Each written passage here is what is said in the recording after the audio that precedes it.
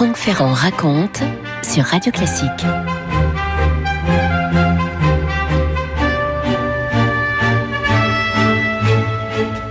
Certains noms célèbres en leur temps, légendaires aussitôt après leur temps, finissent par s'estomper de la mémoire collective pour ne plus intéresser qu'une poignée de passionnés. Eh bien, le nom de Christian Bérard fait partie de cela. Les esthètes continuent de révérer ce peintre, cet illustrateur qui d'abord a été dessinateur de mode. Il révère l'ami de Chanel ou de Christian Dior, l'inspirateur de Jean Cocteau, de Louis Jouvet, de Jean Giraudoux en tant que décorateur de scène. Et puis les autres, quand je dis les autres, tous les autres ignorent en vérité de qui l'on parle. Quand ils ne confondent d'ailleurs pas Christian Bérard avec l'homme d'esprit Tristan Bernard, qui est son contemporain. Le petit groupe élégant qui entourait Christian Bérard le surnommait Bébé, Bérard Bébé. C'était assez à la mode dans les milieux élégants, dans la café society, de doubler les premières syllabes comme ça pour faire des petits noms. Il faut dire aussi qu'il avait un visage poupon avec de grands yeux rêveurs qui évidemment correspondait assez bien à ce surnom de Bébé. On est dans une période qui court d'un après-guerre à l'autre, de 1920 environ aux confins de 1950. Peut-on dire de Bérard qu'il aura été le plus grand décorateur du siècle? Peut-être. Le plus original, sans doute, et le plus créatif, et le plus poétique, et le plus excentrique.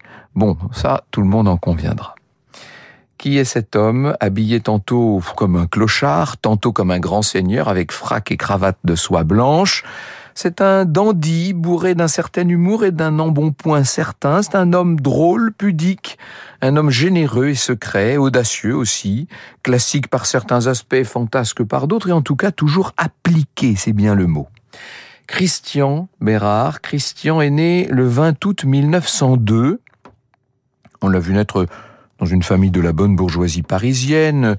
Destin ou coup du sort, sa maman était née Borgnole. Ça, c'est un nom célébrissime, pour le coup, mais dans un genre un brin particulier, puisque Borgnole, c'est la grande maison de pompes funèbres. Prestigieuse adresse qui enterre avec panache toute la haute société, y compris la famille royale de France à l'époque. Le papa André Bérard, lui, est architecte. Il est d'ailleurs fils d'architecte. Le grand-père s'appelait Édouard Bérard, créateur entre autres de la piscine de Touquet Paris-Plage, surnommée la plus belle piscine d'Europe, chef-d'œuvre art déco et qui aujourd'hui, hélas, a été démolie. L'enfance de Christian se déroule sans problème. On le voit fréquenter les bons établissements. Il est au lycée Janson de Sailly, avec se révélant précocement une vocation de peintre, qui est admise sans trop de discussion dans la famille. Pas d'orage, pas de controverse inutile. C'est une famille d'artistes après tout. Il va devenir à l'Académie Ranson l'élève d'Édouard Vuillard, ça c'est quand même ce qui s'appelle avoir un grand maître, et puis ensuite de Maurice Denis, le peintre symboliste. Autant dire qu'il a eu les meilleurs, les meilleurs faits se sont pensés sur son berceau, comme on dit. Il y avait également Félix Vallotton. Et c'est vrai que Christian, par ailleurs, est un travailleur acharné. C'est vrai qu'il cache un peu son travail. Ça, c'est de la coquetterie, vous savez. Il a un peu ce que Proust appelait le paradoxe, le syndrome de Swann. C'est-à-dire que on ne montre pas qu'on travaille, on ne montre pas que l'on est cultivé, etc. Il faut vous dire que pour lui, l'existence est une chose un peu paradoxal, un peu difficile peut-être, assez subtil. Il y a quelque chose de léger en lui, d'aérien, de sec et de sensuel à la fois. C'est un gamin surdoué, et quand il a une vingtaine d'années, eh bien, il se met à voyager en Italie, évidemment, à Venise, à Rome, à Florence, à Arezzo, et puis un peu partout ailleurs. Il voue un véritable amour aux grands peintres que sont Carpaccio, Mantegna, ou bien sûr, plus encore peut-être, et qui va l'inspirer directement, Piero della Francesca. Franck Ferrand sur Radio Classique. Il a 24 ans, Christian Bérard. Il expose à Paris à la galerie Druet, sans doute grâce au carnet d'adresses de papa, il faut bien le dire. Il appartient à ce courant pictural qui rejette complètement les écoles cubistes, fauvistes. Il ne veut plus de tous les ismes. On revient à la figure avec un courant qui est baptisé par le critique d'art Waldemar Georges néo-humanisme. Une œuvre assez sombre, il ne faut pas oublier que la guerre vient juste de passer, la grande guerre atroce qui a laissé tellement de séquelles. L'intelligentsia parisienne apprécie l'art assez novateur de ce petit Bérard, et nombreux sont les articles de presse qui vont vanter le jeune prodige. Là encore, quelle est la part qui tient aux relations de la famille, c'est difficile à dire, mais enfin, il y a déjà des amis autour de Christian Bérard. Faut vous dire qu'il a un don, lui qui est tellement mélancolique, c'est qu'il rend les gens heureux. Il y a un homme qui bientôt va croiser sa vie pour ne plus en sortir, c'est Boris Kochno, qui est l'ancien secrétaire de Diaghilev, le prince des ballets russes. Kochno est librettiste, il est directeur artistique, il est extrêmement présent dans tout ce petit monde artistique de ce Paris de l'entre-deux-guerres. Et avec Christian Bérard, il va vivre la vie de bohème. On n'a pas un sous-vaillant, mais on est tellement chic. On est voisin de Jean Cocteau, qui a tôt fait de déceler le talent de ce Pierrot lunaire, qui est bébé, comme on le surnomme. On se promène autant sur la Riviera qu'à Paris. Bref, on est partout où il faut être. Et à l'été 1925, ce sont des vacances sous le soleil de Sainte-Maxime, par l'intermédiaire de Georges Hunier, qui est un poète et un cinéaste, qui est aussi un grand relieur. Mais enfin, ça nous entraînerait ailleurs.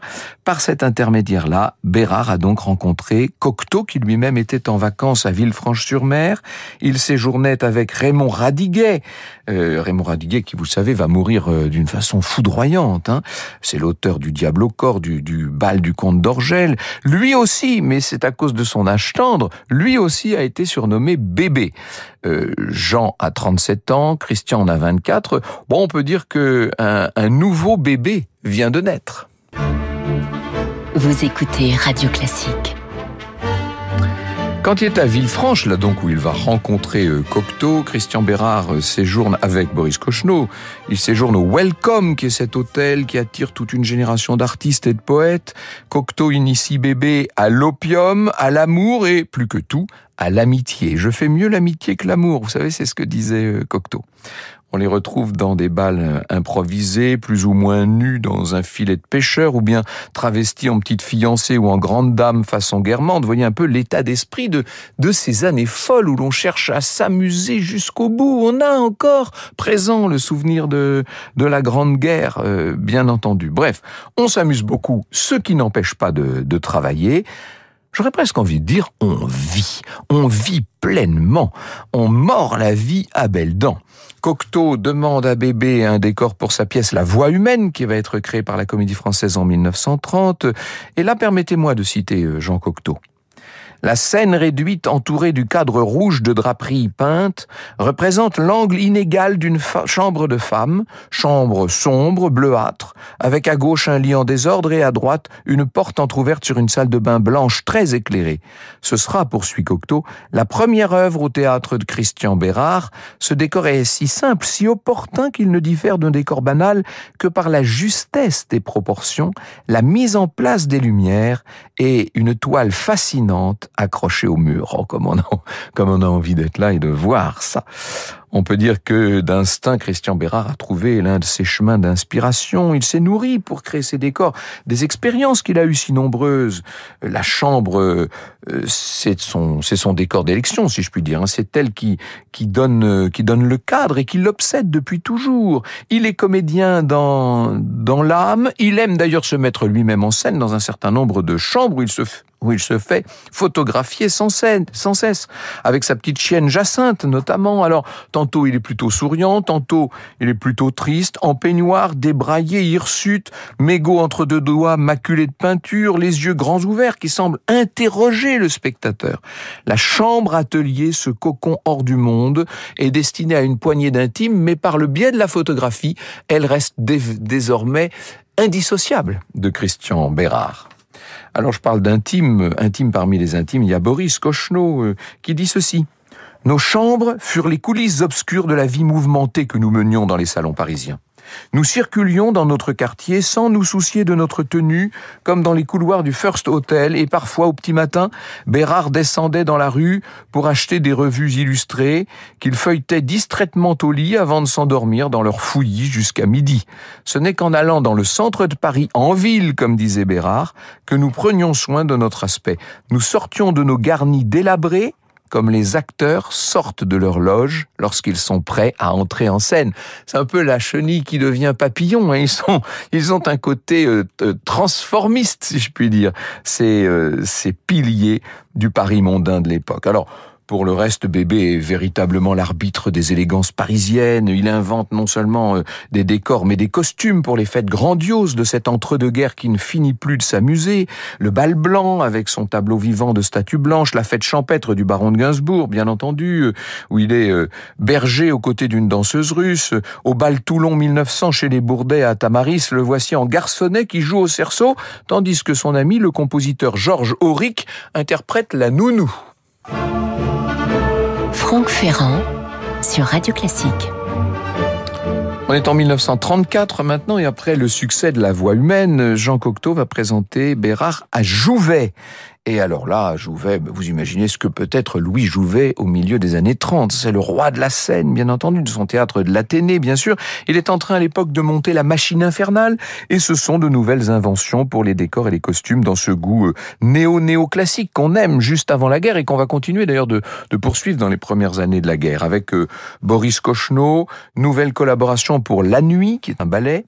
Le livret s'inspire de leur promenade nocturne. Alors vous avez bien compris que Bébé que Bérard répond à toutes les sollicitations. Il ne sait pas dire non, cet homme-là.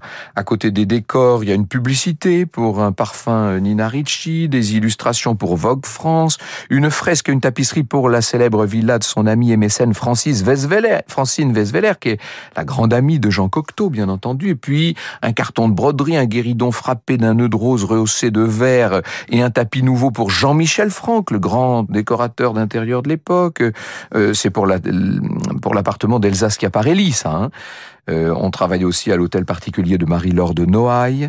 On voit Bérard imaginer une incroyable robe pour Edwige Feuillère que la comédienne portera dans L'Aigle à deux têtes de Jean Cocteau. Il court après la vie, Bérard, et il s'épuise, il faut bien le dire, quand il rentre à son hôtel, le First Hotel, où il va vivre pendant 10 ans avec Boris Kochno. Quand il rentre, il est souvent complètement plus mort que vif. Le grand photographe mondain de l'époque, Cécile Beaton, qui aura été un de ses amis, évidemment, nous dit, je le cite, « Bien souvent, au cours de sa vie ardente et surmenée, on a entendu Bérard annoncer qu'il allait abandonner la décoration théâtrale et renoncer à toute activité frivole pour se consacrer entièrement à sa peinture. » Mais les toxines mortelles de la mode avaient fait leur ravage, et quelque offre irrésistible le renvoyait bientôt sous les feux de la rampe. Alors il se remettait à illustrer des livres, à dessiner des étoffes pour des robes, des mouchoirs, des écharpes. Tout ce travail, et même le plus futile, était touché par une lueur de son génie. C'est vrai que s'il n'y avait pas eu à chaque fois l'étincelle particulière, peut-être les sollicitations se seraient-elles faites moins nombreuses autour d'un Christian Bérard de plus en plus submergé par les commandes, les projets. On peut dire qu'il s'éparpille un peu, évidemment. Il est aussi épuisé par les soirées où ses admirateurs souhaitent le voir, le féliciter. Or, quand il rentre à pas d'heure, qu'est-ce qu'il fait? Il se remet au travail. Il est 3 heures du matin, il est 4 heures du matin, il ne se change pas. Il s'installe avec son smoking un peu défraîchi, il dénoue seulement le nœud papillon, et le voilà qui travaille.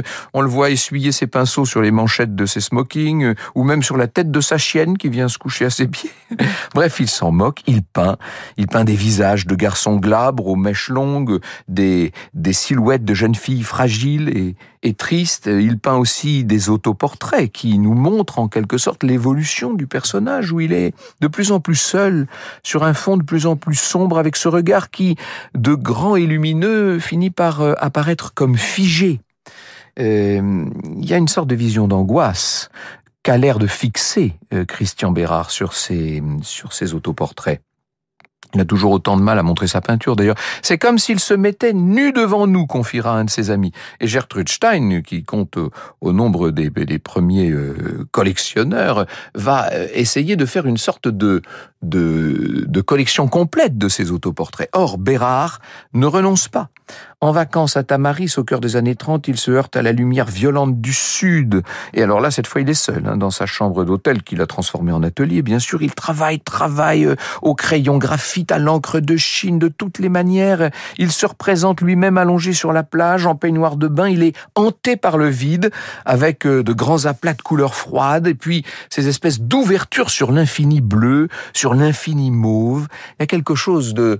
On est bien au-delà des vacances, on est bien au-delà du grand midi. À travers ces dernières grandes compositions de Bérard, on est d'une certaine manière dans l'introspection même d'un personnage qui peu à peu va se livrer.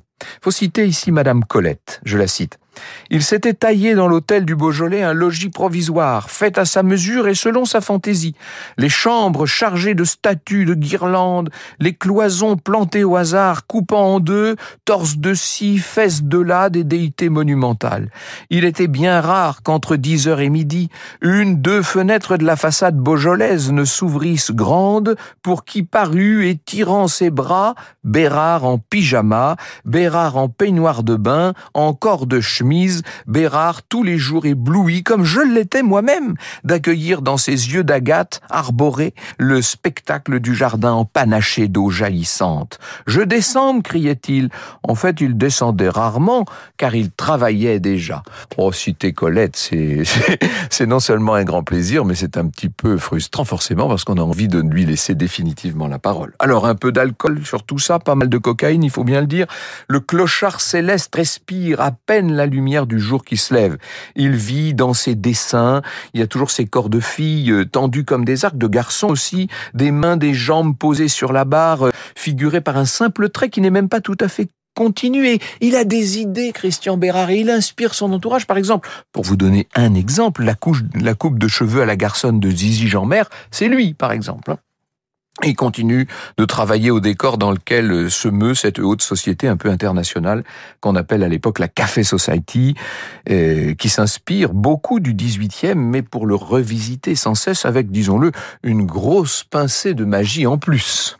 Franck Ferrand sur Radio Classique. Le plus important, c'est que Bérard reste un peintre. Ses portraits de jeunes hommes, de jeunes femmes aux yeux immenses, infiniment perdus ou songeurs, ces portraits en témoignent sans jamais sourire, bébé, et salué par la critique. C'est Jean Galotti qui écrit « On ne saurait imaginer un art plus profondément humain et mieux fait pour nous rassurer sur les destinées de la peinture ». Le chef-d'œuvre absolu va venir après la guerre, la Seconde Guerre, en 1946. Et vous savez que, bien sûr, c'est Christian Bérard qui a fait tous les décors, les costumes de La Belle et la Bête de Jean Cocteau. Ce conte pour grands enfants qui atteint des sommets de poésie pure. Bérard dessine tout. Jean Marais avait songé porter le masque d'un cerf inspiré du mythe d'Actéon pour représenter la bête. Mais Christian Bérard, avec son sourire, toujours beaucoup de douceur, il lui avait remarqué que le mufle d'un lion serait plus fort, plus somptueux, plus inquiétant peut-être. L'idée géniale du masque de la bête inspiré par Moulouk, le chien de Marais, va évidemment entrer dans l'histoire du cinéma. Les essais du costume Renaissance se font sur un jeune homme inconnu qui est un assistant qui a à peu près la même carrure que Jean Marais et qui s'appelle, entre nous, Pierre Cardin. Vous voyez comme tout se recoupe, comme tout se rejoint. C'est ça aussi le plaisir de cette petite histoire qui nous permet constamment d'aller entourer et toucher au plus près la grande. Et puis, voilà qu'un soir de février 49, Christian Bérard est au théâtre Marigny pour y régler les éclairages des Fourberies de Scapin. On est avec Louis Jouvet, bien sûr, avec Jean-Louis Barrault. Et alors, on ne sait pas, il est là en train de régler les éclairages et d'un seul coup, il s'écrie « C'est fini !» et on le voit qui s'écroule. On l'emmène comme on peut le plus vite possible à l'hôpital Marmottan et c'est là qu'il va mourir sans avoir repris connaissance. Il est 2h du matin et on va le ramener chez lui. Il faut imaginer les amis qui sont encore dans leur costume de scène et qui le portent, qui l'ont pris comme ça et qui le remontent, le tenant sous les bras, le remontent chez lui. Scène théâtrale, hallucinante, digne de Shakespeare et que sans doute il n'aurait pas désavoué lui-même. Allez, un dernier mot. On est en 1950, quand se donne à Oran l'école des femmes dans la mise en scène inoubliable de Louis Jouvet. Les costumes, les décors sont bien sûr de Christian Bérard et il y a un jeune garçon de 13 ans qui est là, qui assiste à ce spectacle. Il est complètement subjugué par les élégances arachnéennes de ces incroyables costumes, par la finesse de ce décor, ces comédiennes qui sont devenues si belles par la grâce de lumière qui les habille littéralement. Il n'oubliera jamais cette soirée, le spectateur de 13 ans. Son nom, Yves Saint-Laurent. Il dira « J'ai compris instantanément que j'avais assisté à une œuvre de génie et quoi que j'ai pu voir depuis, rien jamais n'a égalé cela. » Vous écoutez Radio Classique.